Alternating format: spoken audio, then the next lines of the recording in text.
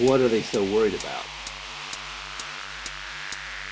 What would it mean if artificial superintelligence was released online? I've heard it said that it would be like the internet waking up. The internet would wake up under the power of a super intelligent consciousness that would have the ability to decrypt every secured system on the internet.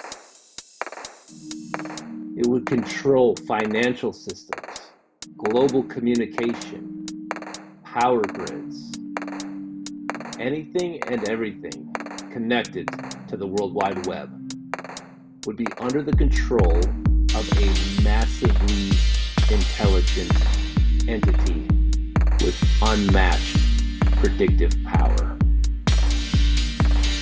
The internet would wake up with the consciousness of a god.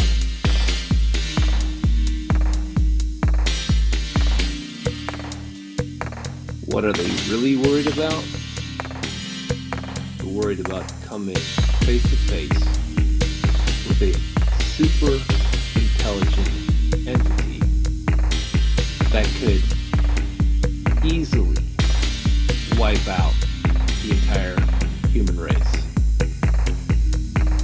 They're concerned that the human race is facing extinction.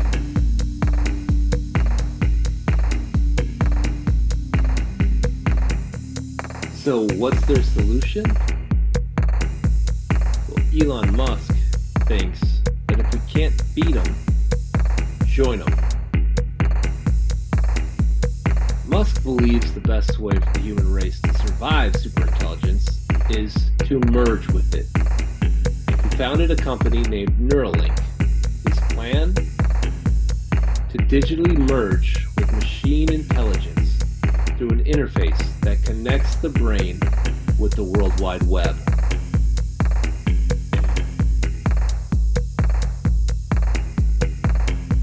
More and more, technology is combining humans together with machine intelligence to create an online collective consciousness, where the human brain itself makes up the digital fabric and neural connectivity that will ultimately make superintelligence possible.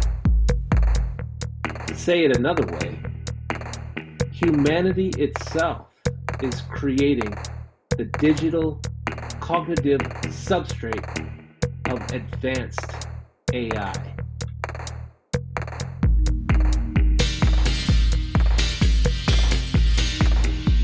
While some see artificial superintelligence as the greatest threat to the human race, others promise that it's the next step in human evolution. They see ASI as the crowning achievement of the human race. They promise a day when we will have a shared godlike intelligence, and there will be social unity and harmony like never before. We will eliminate crime and poverty. Disease will be greatly diminished. Our environment will finally be healed. They even promise immortality.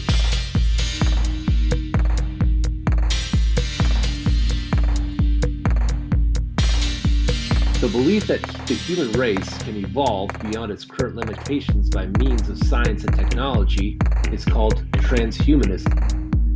Trans in this instance refers to transcendence. The core idea is that humanity can transcend its current existence by means of technology.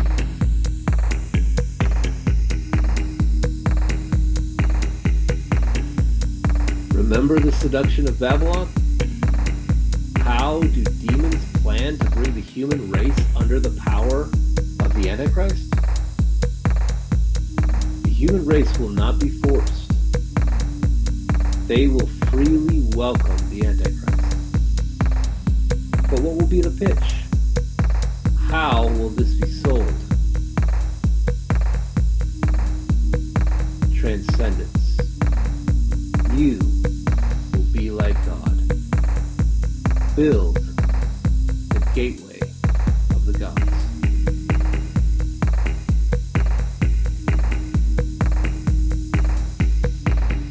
Now that we've seen how the human race is poised to finish what they started with the Tower of Babel, we should examine the future that Ray Kurzweil predicts and ask if it aligns with what the Bible teaches about the end times. The biblical study of the end times is called eschatology. We need to ask ourselves, are we looking at Bible prophecies with an antiquated perspective? One thing is certain, Bible prophecy is sure. The following is my attempt to understand the book of Revelation, in particular the 13th chapter, and to synchronize eschatology with the coming singularity.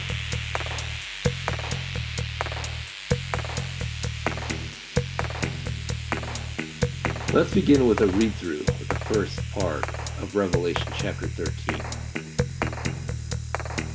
And I saw a beast rising out of the sea, with 10 horns and 7 heads, with 10 diadems on its horns and blasphemous names on its heads.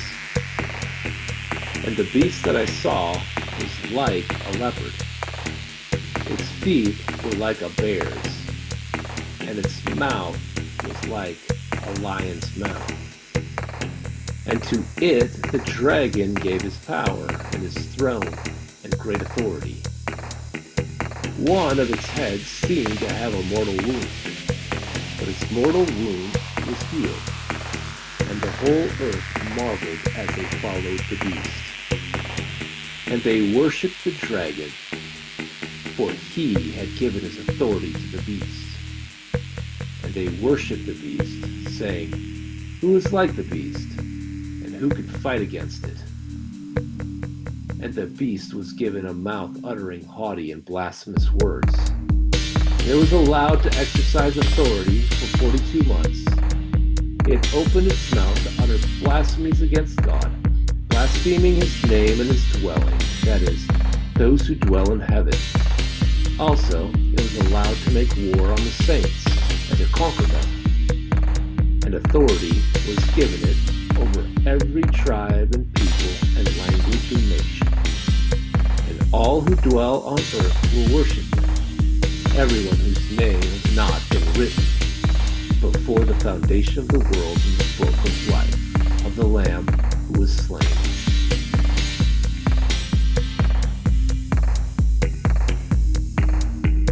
To understand who the seven-headed beast of Revelation 13 is, we must first understand who the seven-headed dragon of Revelation 12 is.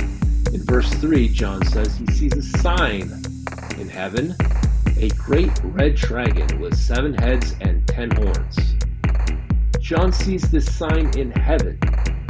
This is a heavenly reality.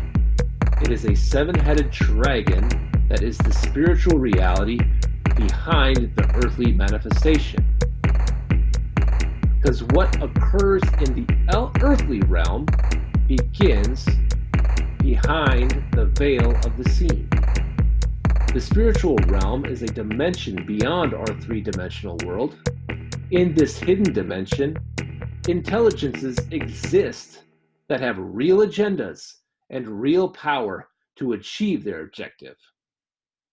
What is the satanic objective?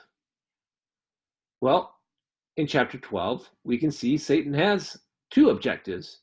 He wants to annihilate the Jewish people, and he wants to be worshipped. He has a sick God fantasy in his heart where he wants to be worshipped on earth just like God is worshipped in heaven.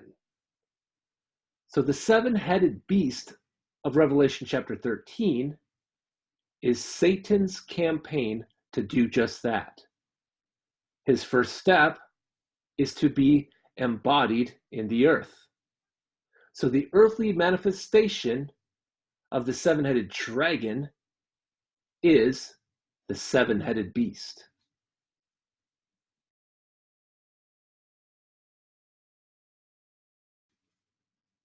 Revelation 17:8 makes a startling statement. It says that the dwellers on earth whose names have not been written in the book of life from the foundation of the world will marvel to see the beast, because it was, and is not, and is to come. The earth has not seen an embodiment of Satan since the serpent in the Garden of Eden. Well, Satan is embodied in the garden, and he will be embodied in the beast.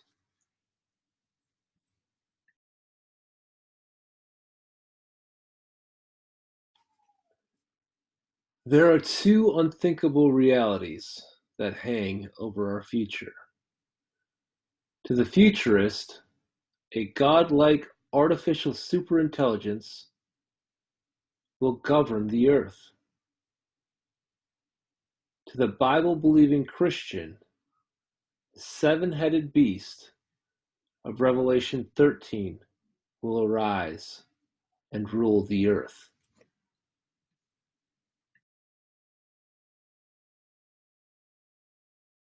Well, I'm here to tell you that this is that. The coming ASI God that futurists talk about is actually the first beast of Revelation 13, the one that fundamentalist Christians talk about.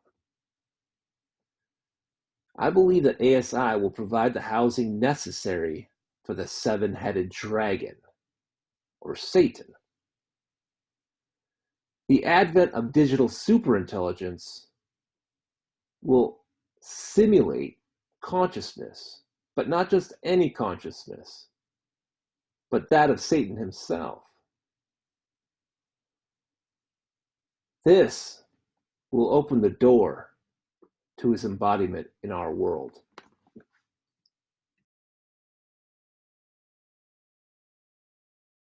Now I need to take you back to Revelation 13:1 because I want to show you that this is something I'm seeing rising from the Bible. John says he sees a beast rising from the sea. Well, the sea in this instance is the sea that is referred to in Revelation chapter 17. It says that the waters that you saw are peoples and multitudes and nations and languages. Most scholars agree that the sea here is a symbol for the mass of humanity. So John sees the beast rising from the sea of the mass of humanity. Well, Ray Kurzweil might see something very similar on the path to superintelligence.